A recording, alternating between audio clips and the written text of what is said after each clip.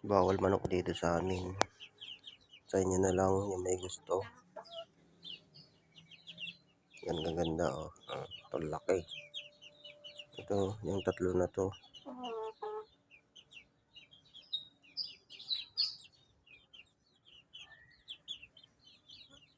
Ano kasi masilan yung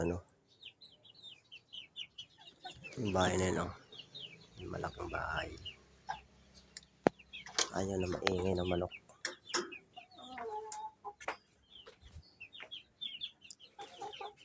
Magastos din sa patuka. Ito, ang daming kalapati na yan nandyan eh. Mga 50 na siguro. Pinahingi ko lang.